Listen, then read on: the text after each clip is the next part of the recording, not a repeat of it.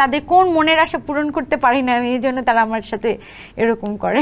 তো এরকম অনেক কিছু হয় সিন্ডিকেটের জন্য, তখন হঠাৎ করে নাক করে দেওয়া হলো, বা এ ভালো করবে শিরিন শিলাকে বাদ দিয়ে দাও। আমি চাওয়ার আগে সব কিছু পাই, আম্মু তোমাকে অনেক ভালোবাসি, কখনো সামনাসামনি বলতে পারি না। পরিচালক আমাদেরকে রেখে চলে আসছে। মায়ের দেওয়া গিফটের ব্যাপারে আপনি মায়ের কাছ থেকে দোয়া পেয়েছেন, বাট থাকে না মায়ের কাছে কিছু একটা পেতে চায় যেটা এখন পর্যন্ত পাইনি, এমন কিছু রয়েছে? না, আম্মুর কাছে আমার কোনো চাওয়া পাওয়া নেই। আমি চাওয়ার আগে সব কিছু পাই, আম্মু আমাকে সব কিছু দেয়। আজও পর্যন্ত আমি চেয়ে পাইনি এরকম কোনো কিছু নাই। সো আমার বিয়ের জন্য আম্মু কিছু গহনা রেখেছে, সেগুলো আগেই আমাকে দিয়ে দিয়েছে। স্যান্ডেলিনা সো, রূপচর্চায় আভিজাত্য। যে তোর বিয়ের জন্য এই গহনাগুলো আমি রাখছি, এগুলো তোর। আমার হাতে চুড়ি, গলার হার থেকে শুরু করে সব কিছু আম্মু রেখে দিয়েছে। আর জামা কাপড় এগুলো তো আমার অভাব নাই। আর কি চাবো আম্মুর কাছ থেকে? আর কিছু চাওয়ার নেই, দোয়া ভালোবাসা এটাই চাই। এই অনুষ্ঠানটা কি আপনার আম্মু দেখছে? অবশ্যই দেখছে আম্মু। আম্মু অবশ্যই আমার প্রত্যেকটা অনুষ্ঠান দেখে। তাহলে এমন একটা কথা যেটা আপনি আপনার মাকে বলতে চান কিন্তু আজ পর্যন্ত বলা হয়নি, সেটা কি এখন বলে ফেলতে পারেন? বলতে চাই, আম্মু তোমাকে অনেক ভালোবাসি, কখনো সামনাসামনি বলতে পারি না যে তোমাকে অনেক ভালোবাসি। সামনাসামনি বলতে অনেক লজ্জা লাগে। আসলে ভালো যে বাসি এটা তুমি হয়তো বা বুঝো, কিন্তু আমি কখনো বলতে পারি না। তোমার সাথে অনেক রাগ করি। আর জানি না আমি তোমার সাথে কি কি অন্যায় করেছি, যদি কখনো কোনো ভুল করে থাকি আমাকে মাফ করে দিও। আমি কেন যে বারবার আপনাকে ইমোশনাল করাচ্ছি আমি জানি না।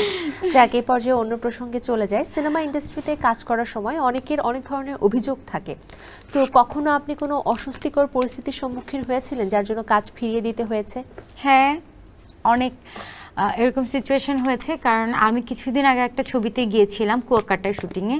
তো সেখান থেকে পরিচালক আমাদেরকে রেখে চলে আসছে শুটিং সেটে। মানে সে হয়তোবা মানে শুটিংয়ের বিলগুলো পরিশোধ করতে পারেনি। সো শুটিং সেটে আমাদেরকে রেখে সে একা পালিয়ে চলে আসছে। তো সেখানে আমাদেরকে ধরেছে সবাই। তো এটা আমার কাছে খুব মাইন্ডে লেগেছে যে অ্যাটলিস্ট নায়ক নায়িকা যারা আছে তাদেরকে রেখে তুমি কীভাবে যাও? তুমি হচ্ছে একটা ক্যাপ্টেন। যেমন আজকে আমরা যেখানে কাজ করছি এটার যে একজন ক্যাপ্টেন আছে না, তো সে হচ্ছে ক্যাপ্টেন। সো সে ক্যাপ্টেন হিসেবে তার তো এটা উচিত হয়নি যে এভাবে ফেলে চলে আসা। হয় আমাদের প্রত্যেকটা কাজে কিন্তু এরকম হয় যে ফাইন্যান্সিয়ালি অনেক প্রবলেম হয়। দেখা গেল আমরা পর্যাপ্ত পরিমাণ টাকা নিয়ে যাইনি, বা আমাদের যে খরচ নিয়ে কিছু হয়ে গেছে আরও দরকার।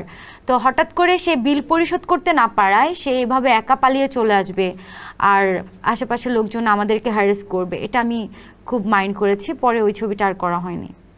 আসলে এটা কখনোই উচিত হয়নি। ইন্ডাস্ট্রিতে নাকি বলে আপনি সিন্ডিকেটের শিকার, এটা অনেকেই বলে থাকে, এটা কি সত্য? সিন্ডিকেটের শিকার অবশ্যই আমি শিকার, আরও অনেকেই শিকার। এরকম অনেক ছবিতে হয়, যেমন আমাকে কাস্ট করা হয়েছে বা আমার সাথে বসা হয়েছে। তো তারপর আমাকে সাইনিংও করানো হয়েছে। হঠাৎ একটা সিন্ডিকেট এসে বলে যে না, এই ক্যারেক্টারের জন্য তুমি একে নাও, বা এ ভালো করবে শিরিন শিলাকে বাদ দিয়ে দাও। তো এরকম অনেক কিছু হয় সিন্ডিকেটের জন্য, তখন হঠাৎ করে নাক করে দেওয়া হলো, সরি তোমাকে নিতে পারছি না, বা আমাদের এই ঝামেলা আছে এই বলে তখন দেখা গেলো যে ওই ছবি থেকে আমি বাদ পড়ে যাই।